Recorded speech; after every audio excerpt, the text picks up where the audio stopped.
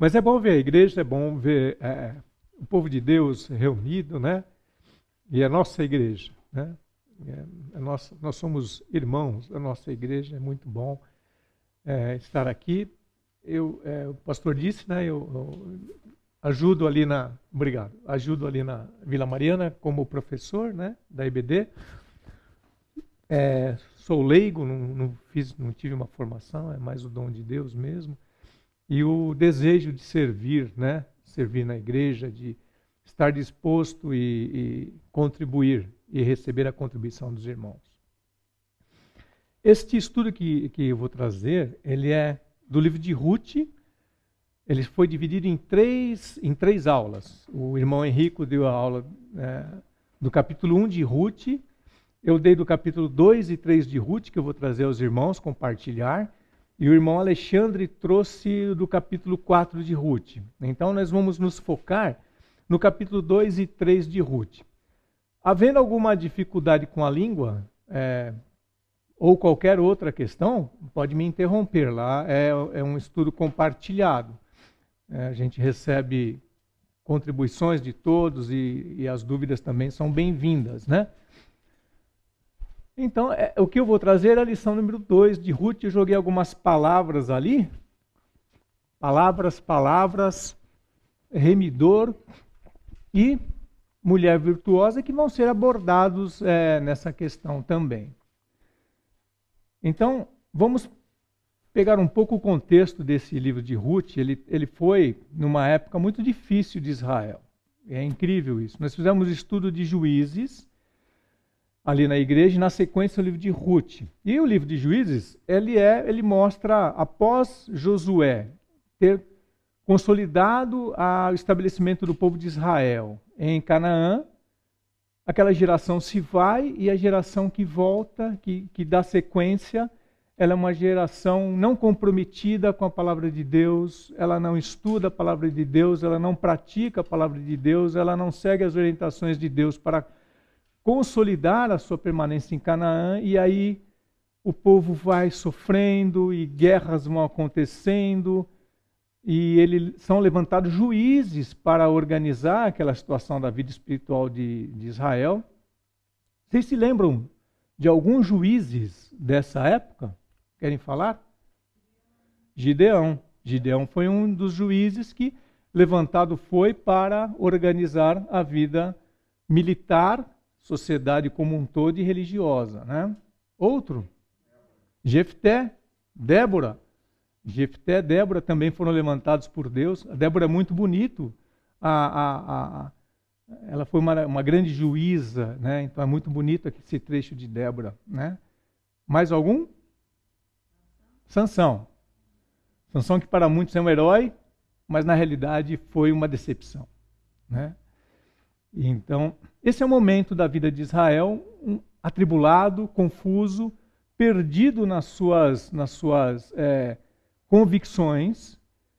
E ao fim do livro de Juízes, a coisa fica muito ruim, porque ali o povo vai se deteriorando totalmente, se distorce. Os levitas vão fazendo idolatria, e esse momento é ruim. Quando você termina o livro de Ruth, você está triste com a situação. Mas Ruth foi escrito nessa época. Essa história de Ruth aconteceu no finalzinho de Juízes. E ela é um bálsamo, ela é um oásis nessa vida conturbada religiosa. E nós vamos ver o quê? Nós vamos ver um homem, Boaz, dentro de uma sociedade, e esse homem, ele traz a remissão de Ruth, de Noemi. E ele está envolvido com todas as escrituras, ele conhece as escrituras e as pratica. Então é como se fosse dentro de uma situação conturbada, localmente, algumas pessoas cumprindo a palavra de Deus e, consequentemente, trazendo sucesso. Até aqui, estamos bem? Ok. Não estou nem cronometrando aqui para não me perder, mas eu vou pôr aqui para não me perder. Então nós vamos abrir em Ruth, no livro de Ruth. No capítulo 1, ainda não precisa mudar. Eu aviso a irmã. Obrigado, viu? No capítulo 1 de Ruth tem o versículo de número de 1 a 6. Alguém pode ler para mim, capítulo 1 de Ruth, de 1 a 6? Lê o 16 também, Miguel, e o 22, por favor. Então, na terra de Belém, que é casa do pão, o nome Belém, né? Faltou alimento. Por quê? Mundo conturbado ali em Israel. Descumprimento das ordenanças de Deus. A mão de Deus pesando. Houve fome. E esse Elimeleque decide se retirar com seus filhos e a sua esposa a Moabe, uma terra que não deveria ele estar ali. Seus filhos casam com mulheres moabitas. Morre Elimeleque, morre os 2 filhos, ficam Noemi e as 2 noras. E aí ela decide voltar a Belém porque ouviu falar que havia pão ali. E uma decide acompanhá-la e a outra não. É muito triste esse relato quando ela desincentiva, Noemi desincentiva a órfã. Não, fique com os seus deuses. Olha que anti-evangelismo isso, que anti-pregação. Fique com os seus deuses. E a órfã fica. A Noemi reluta, a Ruth reluta e fala assim, não, eu vou te acompanhar e vou seguir o seu Deus. Né? Mas ela faz uma anti-pregação. Né? E de fato, Ruth segue, Ruth segue e a órfã não. Muito bem, nós vamos estudar o capítulo 2 e 3, que é a realidade de chegando essas mulheres, Ruth e Noemi, lá em Belém. E no finalzinho, a promessa de Deus é cumprida. A bênção e a remissão de Deus é cumprida. Alguém leia para mim, no capítulo 4, o verso 13 e 17. Então, esse Boaz que nós vamos ver, ele se casa com Ruth e a partir daí gera-se os seus filhos e até culminar com Davi, o rei Davi. Né? Então, olha que bênção, aquela situação é transformada totalmente num Israel confuso, uma família que a princípio vai para Moabe, se destrói, retoma, e agora a bênção de Deus retoma aquela família através de Boaz e do seu descendente futuro, Davi, o rei Davi. Né? É Deus remindo o povo. E agora nós vamos entrar no capítulo 2 e 3. Pode pular, minha irmã, muito obrigado. O nome da irmã? Isabel, obrigado, Isabel. Alguma questão até agora? Alguma dúvida, alguma observação? Fiquem à vontade para a gente conversar. Tranquilo? Capítulo 2, capítulo 3. Como que a gente vai entender essas questões? Perdão, o nome do irmão? Quem é Ruth? Ruth é uma moabita. É uma mulher que vive em Moabe, uma região ali próxima a Israel, de uma nação que era inimiga de Israel. Tanto Ruth quanto Orfa eram dessa nação de Moabe, eram moabitas, e elas casam com os filhos de Noemi e vão fazer parte de Israel, da tribo de Israel, das tribos de Israel. Ok? Seguimos. Leis da colheita, leis da remissão, o levirate e a redenção. São as questões que são importantes ressaltar aqui. Talvez a gente vai passar rapidinho. Depois nós leremos Ruth 2 e 3.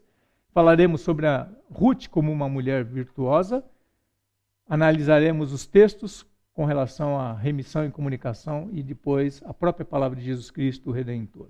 Pode passar. Esse texto de Ruth, ele vai falar sobre providência e o Deus provedor.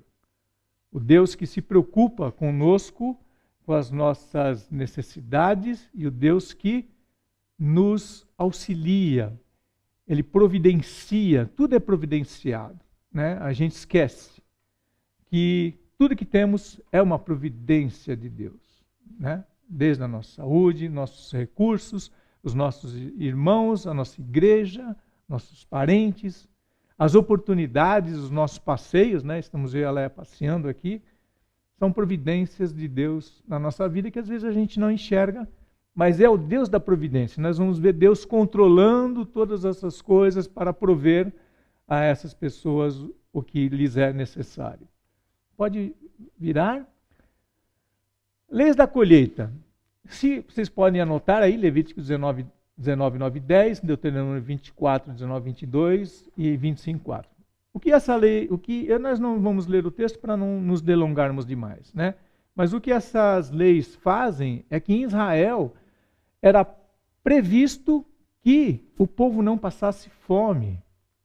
Então Deus é o Deus da providência, é o Deus que permite que não haja pobres em Israel. Ele prevê leis que vão determinar que essas pessoas não tenham recursos. Como que funcionam essas leis? Existe a agricultura, as pessoas fazem a colheita, mas essa colheita ela não era assim, você não extraía tudo. Você está fazendo a colheita, passou aqui, ficou uvas no pé, deixa. Caiu uma espiga de milho, não tinha milho, mas caiu uma espiga de trigo, deixa no chão, deixa lá. Há alguma uva que não está madura ainda, um fruto não maduro, deixa. Ali foi difícil de pegar, deixa. E você vai fazendo a colheita e vai embora. Tudo isso que fica é para qualquer pessoa, né? Que esteja disposta a trabalhar, ir até lá e pegar para si. Então, sempre havia excesso, sempre havia sobra e ninguém ficaria com fome, porque está previsto na lei de Deus o recurso para qualquer pobre, seja ele estrangeiro, seja ele uma viúva ou um órfão, pessoas necessitadas têm recursos. Então essa lei da colheita está ali para sustento dos mais necessitados. Boaz entende isso, ele estuda isso e ele aplica isso na sua fazenda. E por isso que Ruth é protegida. Vamos seguir mais um? Isabel?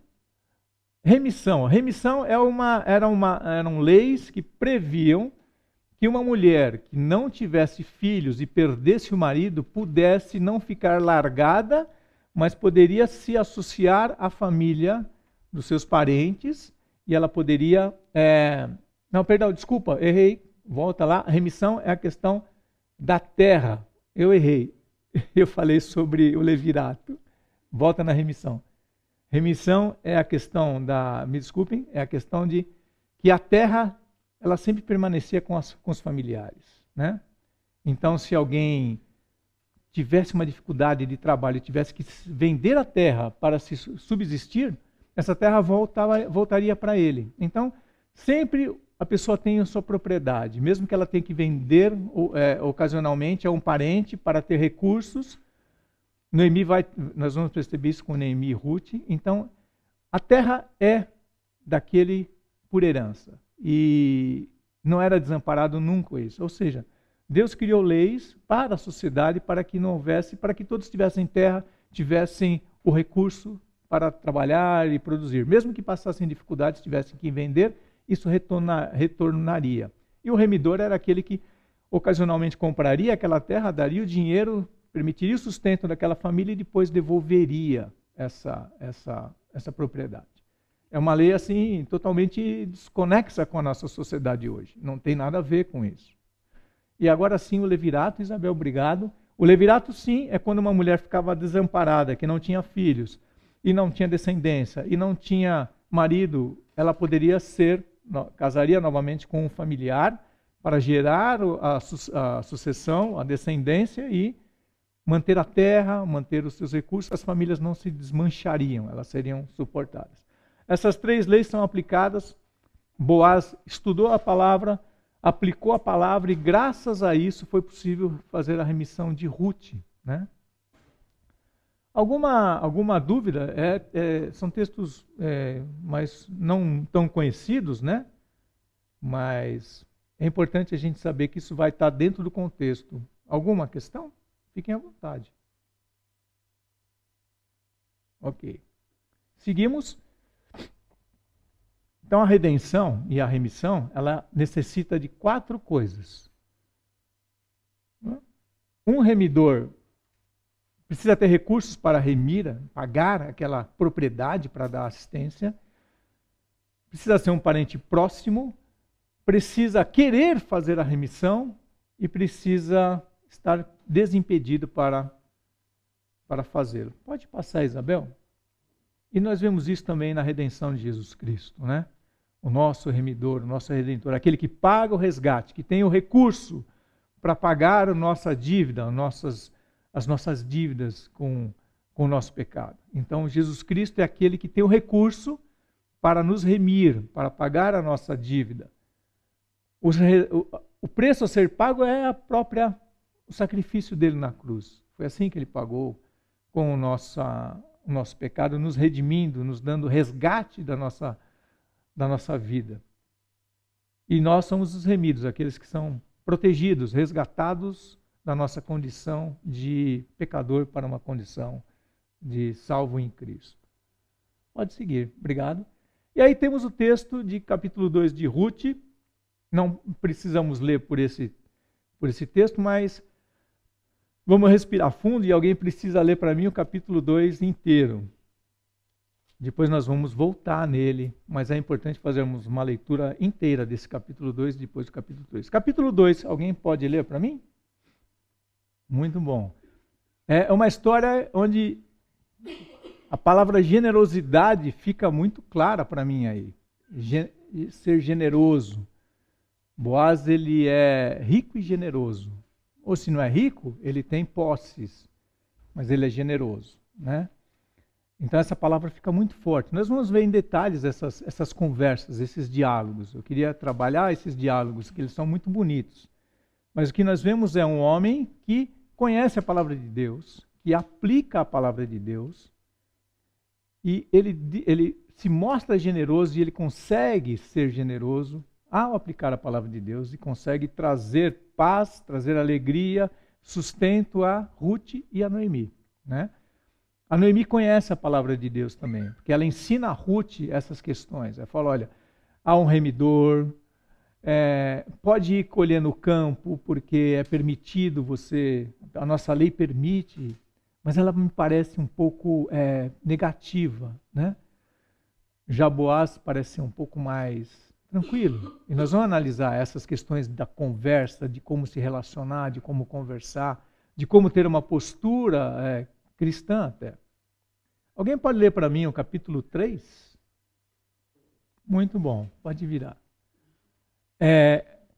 Antes de entrarmos nessa questão da mulher virtuosa, o que nós vemos é uma necessidade grande para uma família sendo abastecida por generosidade, por fartura e generosidade, por alguém que trabalha arduamente, que cria recursos e disponibiliza para ele, sua família e outros, né? Então a generosidade é isso, a gente se esforçar, trabalhar e prover a tantos outros quanto necessário, né? Nós vamos ver o conhecimento da palavra de Deus que viabiliza essa generosidade e essa ação. Nós vamos ver a disposição desse homem, nós vamos ver a disposição dessa mulher em se esforçar e trabalhar e manter sustento para a sua sogra. E me faz lembrar de Provérbios capítulo 31, 10, 31, sobre as mulheres virtuosas, né? Ali, o valor das mulheres virtuosas. E esse texto aqui traz muitas coisas que faz referência a Ruth. Mulher virtuosa, quem a achará? O seu valor excede o de finas joias. E o coração, no caso do futuro marido dela, né? O coração confia nela e não haverá falta de recursos. Ela é como um navio mercante que de longe traz o seu pão. Vocês veem Ruth indo até o campo, trabalhando, se esforçando e trazendo recursos, né? Seu marido e o futuro marido é estimado entre os juízes quando se assenta no meio dos anciões. A força e a dignidade dessa mulher são seus vestidos. A sua beleza está na sua força e na sua dignidade, né? Ela fala com sabedoria, ela é sábia, ela entende, e a instrução da bondade está na sua língua. É uma palavra bondosa, né? Atende ao bom andamento da sua casa e não come o pão da preguiça. Ela é uma mulher esforçada, que cuida do seu redor, né? Diz aqui que enganosa é a graça e vã a beleza, a formosura, mas a mulher que teme ao Senhor será louvada. Não se fala aqui da beleza de Ruth, fala das virtudes de Ruth. nem da beleza da sua... Vai falar na beleza das suas vestes, nós vamos observar. Dai-lhe do fruto das suas mãos e de público a louvarão as suas obras. Nós vimos nesse texto, e nós vamos ver de novo, que o que ela fez de bondade é comentado. Ela é conhecida pela bondade, pelo esforço, pela dedicação. Isso faz parte da vida dela, né? Isa, por favor. E agora eu queria tratar dessa questão de comunicação, de conversa. Como que a gente conversa? Como que a gente se relaciona? Como que foi, na verdade, esse relacionamento e as conversas entre eles? Então aqui eu só trouxe os diálogos, só as conversas e os diálogos. Alguma pergunta até aqui? Tranquilo?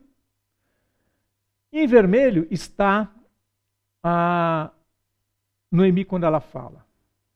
Em vinho, em vermelho está Ruth quando ela fala, tem um R ali. Em vinho está Noemi quando ela fala, tem um N lá. Boaz quando fala está em azul, tem um Bzinho. E os servos de Boaz em verde. E nós vamos analisar esses diálogos e ver a relevância deles. Começa ali. A Noemi se dispõe a ir resolver a situação da pobreza e da falta de comida. E ela pede à sua sogra que possa ir apanhar espigas, porque a lei permitia ir a um campo e colher do fruto que sobrava ali na terra aqui. E ela poderia fazer esse trabalho e conseguir alimento e conseguir sustento. E a sua sogra diz, pode ir minha filha, vá, estou te autorizando. Esse é um primeiro diálogo. E aqui tem um diálogo entre Boaz e os seus empregados que ele é espetacular. Se a gente não vê o detalhe, pode passar desapercebido. Mas olha como que começa uma conversa de um empresário com seus empregados. Ele começa assim, o Senhor seja convosco. Né? Assim que começa um empresário, um agricultor, ou um chefe, conversando com seus subordinados. O Senhor seja convosco. E a resposta dos empregados é, o Senhor te abençoe. Olha que conversa, que início de conversa de trabalho. Né? Espetacular, essa forma graciosa, amorosa de relacionamento. E esse homem, Boaz, ele não é desatento ao trabalho dele. Ele está perfeitamente ligado em tudo que está acontecendo ao seu redor. Ele está interessado em tudo que está acontecendo ao seu redor. E ele fala assim, quem é esta moça que está ali colhendo? Por que ela está ali? Quem é ela? E o seu servo, que me parece ser um coordenador, um supervisor, ele também está envolvido com toda aquela questão. Ele pergunta quem é a moça, conversa com ela, fala o que você está fazendo aqui, porque você está fazendo, autoriza ela a trabalhar, não autoriza a trabalhar aqui, autoriza lá. Ele é um profissional, um supervisor realmente que está cuidando das coisas, né? Então ele fala assim, esta moça, ela é moabita, ela é nora de Noemi, ela me pediu para vir trabalhar aqui, eu autorizei, e todo esse tempo que ela está trabalhando, ela só ficou um pouquinho de tempo para descansar. Ele dá um relato precioso, é um empregado realmente de valor que cuida da propriedade do seu senhor. Então aqui nós temos um relacionamento profissional de alto nível, de pessoas que relacionam a sua vida profissional com Deus. Tudo está envolvido aí. Tanto no trato, né? E às vezes a gente é muito rude, muito bruto, muito pouco amoroso na conversação, e isso é importante para a gente. Para mim foi importante verificar homens que não deixam de ser másculos, não deixam de ser homens, mas ainda assim têm uma forma respeitosa e amorosa de lidar. Né? Muito bom. E, por favor, Isabel, obrigado. E aqui nós temos um diálogo entre, em azul, Boaz e em vermelho, Ruth. Ele vai até ela e fala assim, Ruth, não vá colher em outro lugar, você vai colher aqui. Olha, ele é um homem que organiza as atividades. Ele se informa, ele organiza as atividades e quando ele passa uma instrução para Ruth, ele passa detalhadamente com todas as necessidades que devem ser feitas. Ele trabalha, ele analisa. Você estará atento ao campo, estará atento às minhas servas. Olha as minhas servas, elas vão trabalhar e você vai colher atrás delas. Eu já falei para todos os homens que não devem tocar em você, devem te respeitar. Ele já organizou isso daí. Quando você tiver sede, você não vai buscar água ali no poço. Os homens já fizeram esse trabalho. Você vai buscar água ali, naquela cantina. Então, ele organiza todo o trabalho para ela. Ele deixa o trabalho totalmente organizado, simplificado, definido. Né? E aí ela se mostra grata. Ela fala assim, por que você me favorece se eu sou estrangeira? Né? Olha que interessante. E aí eu digo que a gratidão é uma característica do bom cristão. Quando você enxerga que Deus fez as coisas, você se torna grato às pessoas, gratos a Deus, né? Então ela fala assim, olha, por que motivo você está sendo graciosa comigo? Por que você está me ajudando? Eu estou grata. Por que você está fazendo? Ela reconhece esse trabalho de Boaz. E aí ele explica, e ele fala duas coisas que são muito interessantes. Primeiro, ele fala, eu estou liberando mais do que a lei permite, eu estou te ajudando mais do que, eu estou sendo mais gracioso e generoso do que a própria lei define, porque eu sei da sua história, eu sei que você está ajudando a sua sogra, eu sei que você é uma mulher de virtude, trabalhadora, então você merece esse algo a mais, né? Essa é a primeira questão quando ela pergunta, por que você está sendo tão bondoso, por que você está sendo tão bondoso comigo? E a segunda é que ele não assume que ele é o gerador desse benefício.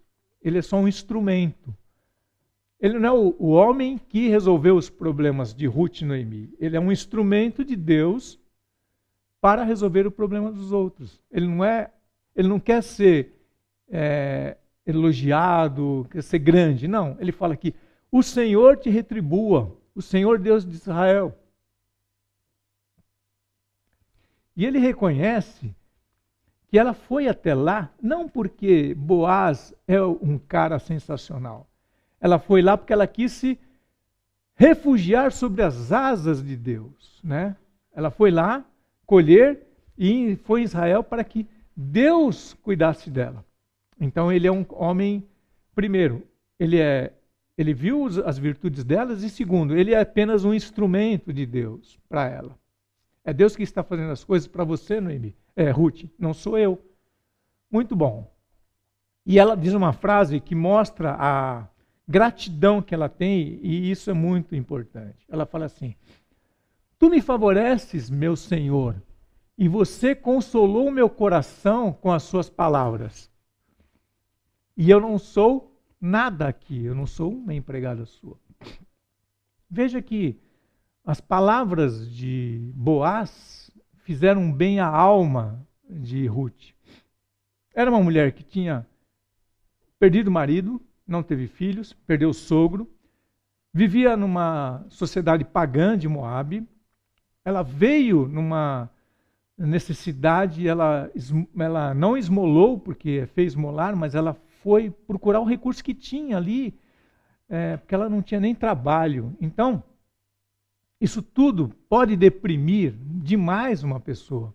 Numa situação dessa, sem filho, sem marido, sem sogro, sem recurso, sem dinheiro, sem comida, pode trazer uma depressão violenta para a pessoa. É uma situação muito ruim. E as palavras daquele homem trouxeram paz e conforto ao coração, né? Trouxeram ânimo. Então, muitas vezes, a nossa forma de falar, de se comunicar e de se relacionar traz ânimo a corações abatidos, né? E ela diz isso. Você me trouxe vontade de fazer as coisas.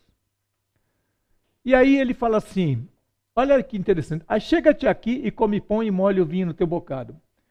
E eu deixei em preto o texto para que as pessoas não as ideias. ele fez isso com todos os servos dele. Ele era um homem que comia junto com os empregados, com os servos, né?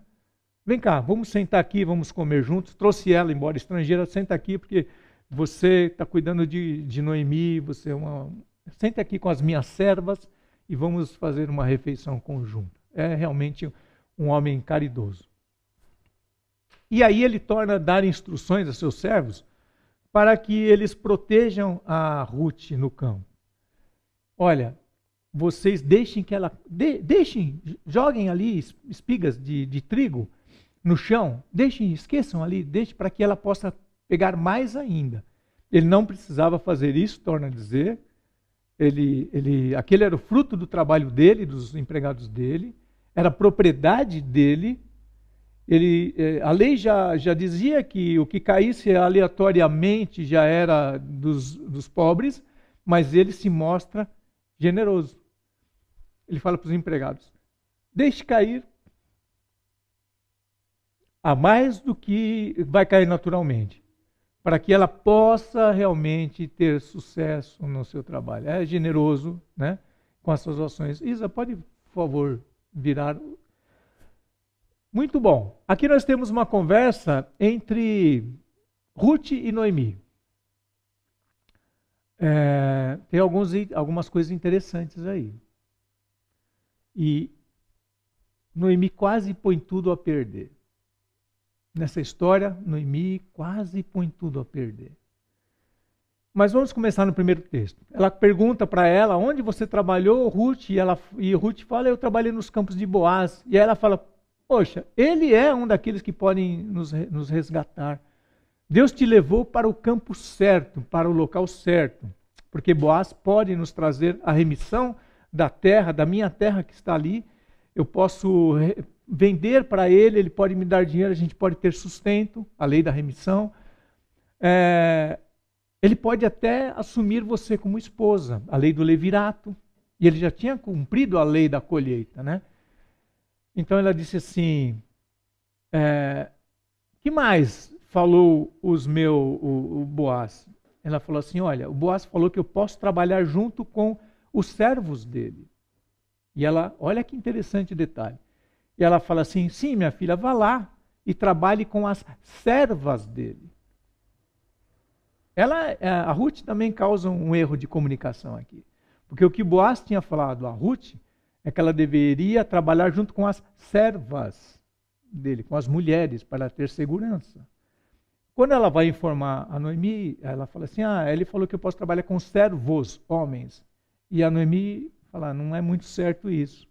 Trabalhe com as servas. Né? Veja como a comunicação, às vezes, um detalhe na comunicação pode pôr muitos relacionamentos a perder. Uma má conversa, um desatento, com alguma coisa sem atenção na conversa pode trazer grandes confusões. Aqui, Deus deixa registrado que uma falha de comunicação pode pôr tudo a perder. Na verdade, Boaz tinha falado que ela deveria trabalhar com as mulheres.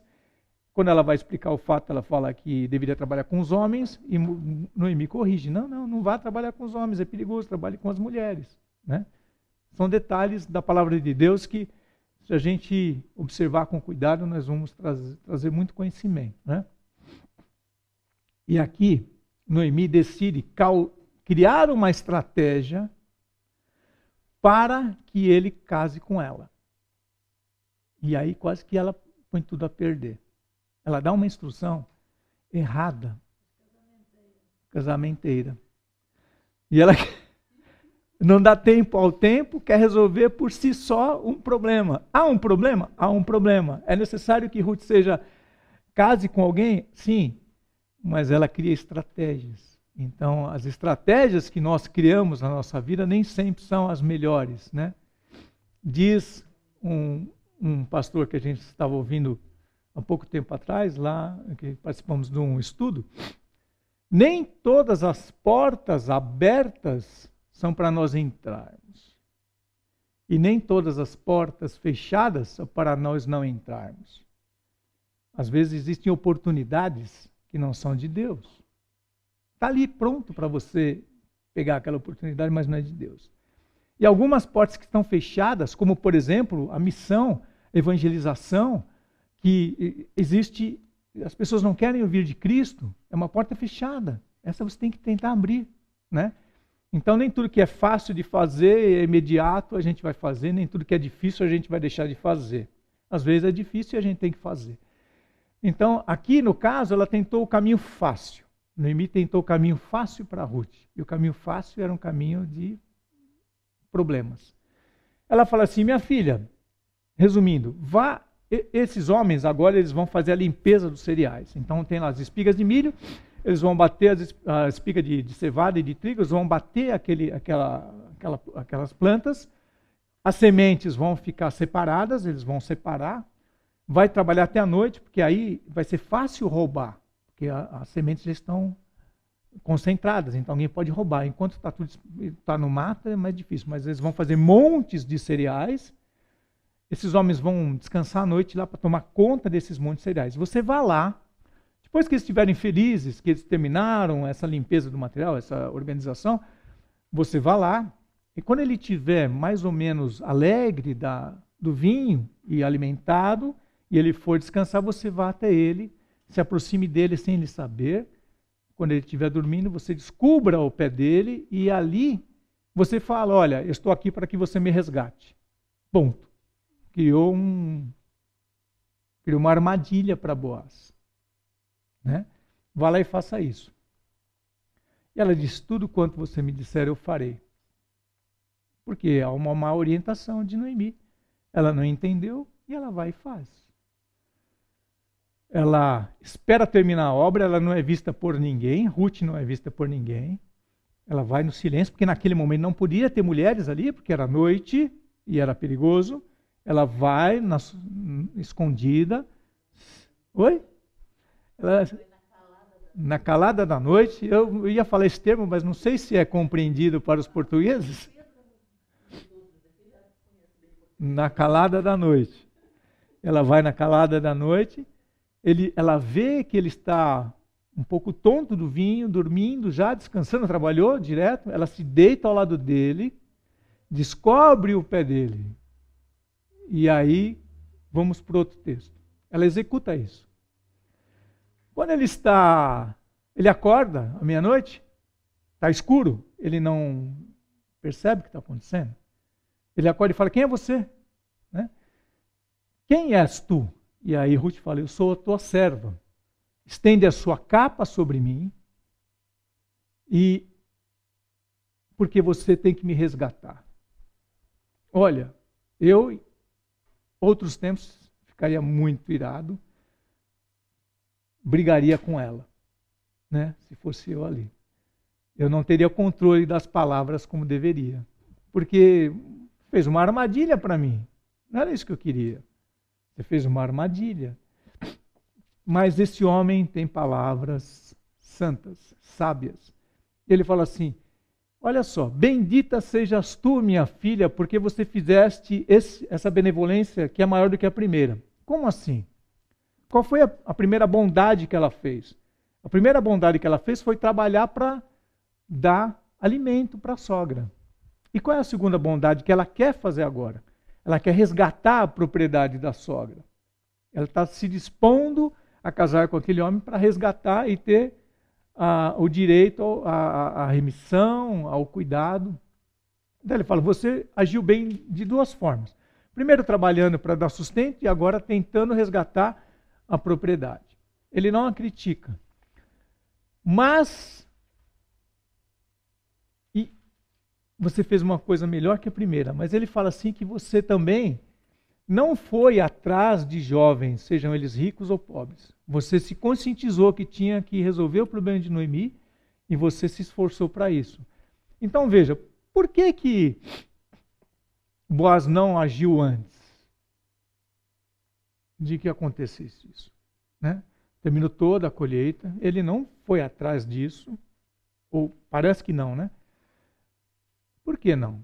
Porque ele estava tirando informações, vendo o comportamento dela. Ele estava analisando se ela era uma mulher de virtude de fato.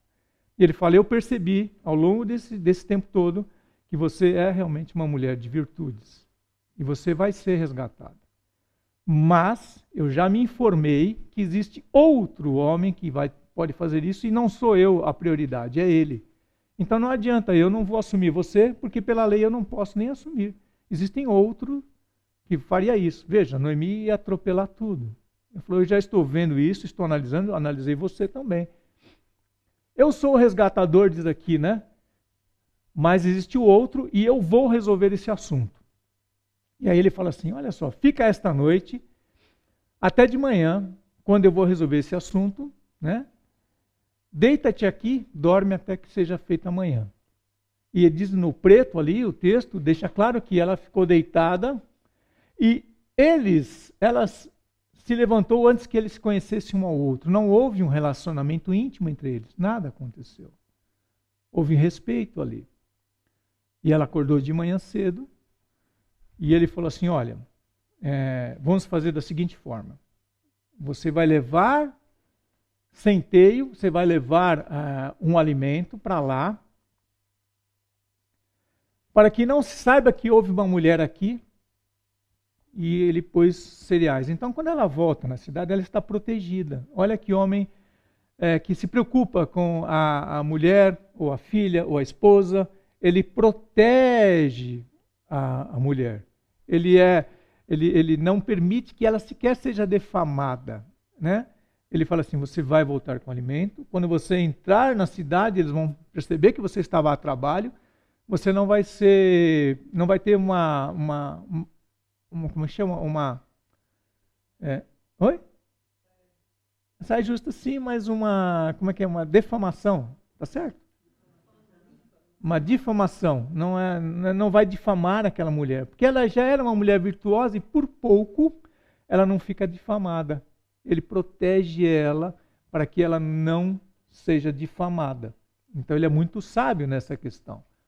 Ela volta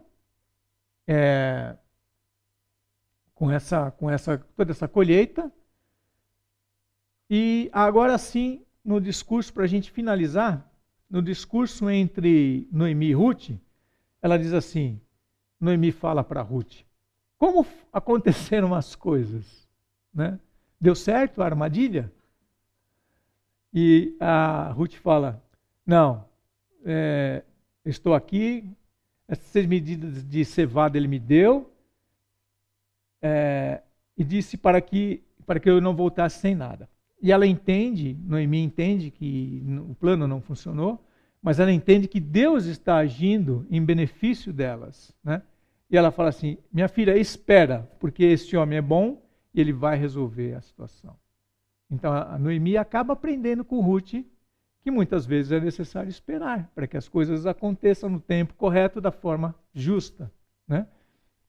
E aí nós terminamos o capítulo 2 e 3, o futuro do capítulo 4 é justamente que ao resgate, à remissão, todas as coisas coordenam por Deus e ele se casa com ela, Boaz se casa com Ruth e Ruth dá origem a uma descendência que vai chegar a Davi.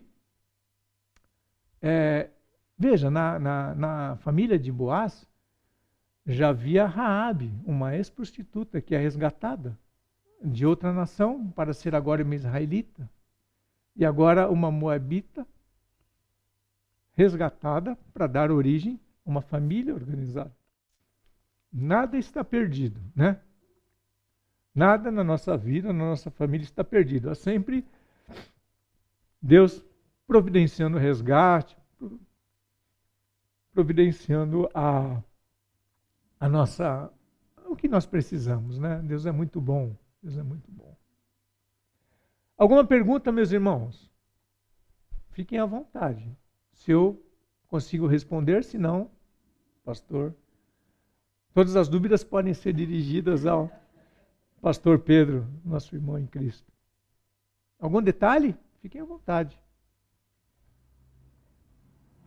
Eu agradeço, irmãos, o tempo de me ouvir aqui e que eu e vocês possamos todos ter crescido mais um pouquinho, né? Esse texto que ele é sempre muito lindo, muito relevante para a gente entender várias questões. Muito obrigado. E sabe aquela questão quando a gente se sente injustiçado, quando alguém faz alguma coisa ruim para a gente?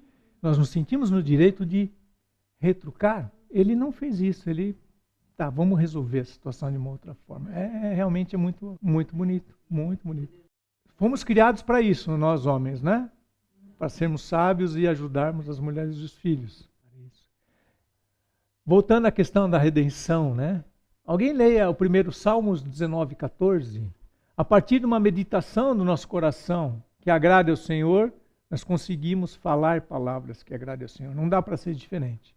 Porque a boca fala daquilo que o coração está cheio. Então a gente tem que trabalhar na nossa intimidade, o nosso ser, para que as nossas palavras reflitam essa agradabilidade, esse agradar a Deus, né? Olha que bacana. Sejam agradáveis a Ti, ó Pai, as nossas palavras.